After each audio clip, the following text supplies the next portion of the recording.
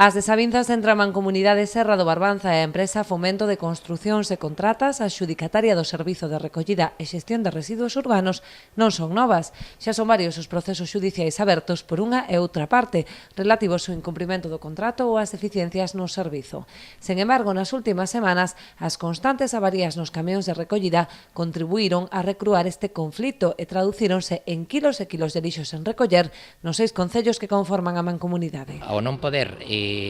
actuar directamente dentro dos concellos, pois se produza unha acumulación do lixo en todos esos termos municipais. Aqueles que son máis urbanos, como pode ser o caso de Noia,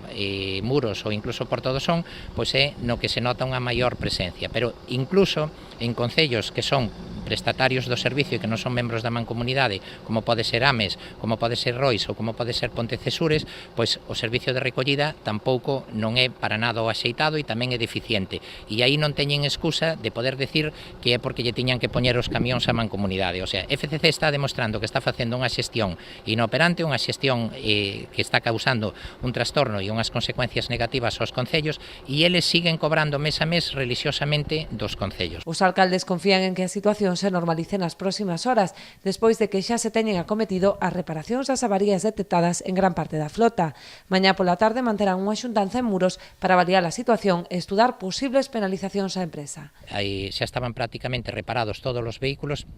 e que estaban en disposición de poder normalizar o servicio entre hoxe e mañán. Esperemos que así sexa, e tamén nesa xunta da Mancomunidade que se vai a ter mañán á tarde en Muros, pois esperamos que se avance algo máis, porque é evidente que os concellos non nos vamos a quedar de brazos cruzados, a Mancomunidade non se vai a quedar de brazos cruzados, e se van a establecer unha serie de penalidades á empresa por ese incumprimento do contrato, porque calquera pode darse conta que ao alterar a frecuencia de recollida e ao pasarse varios días sin recoller, están disminuindo significativamente os custes de consumo de combustible, os custes de consumo de gasoil, os custes do persoal que presta ese servicio e demais. Entón, o que temos é que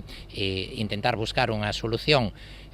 medianamente negociada ca empresa para que se normalice a situación, pero tamén sabendo que os concellos non vamos a estar permitindo sistemáticamente que fagan o que lle salga da gana, perxudicando aos veciños e creando este aspecto que están creando nas rúas. Mentres tanto, Serra do Barbanza xa iniciou o proceso para a adquisición de novos camións, co fin de renovar parte da flota, moi deteriorada pola falla de mantemento. Sen embargo, o procedemento de adxudicación destes novos vehículos require duns prazos administrativos, polo que non estarán operativos ata primeiros do próximo ano.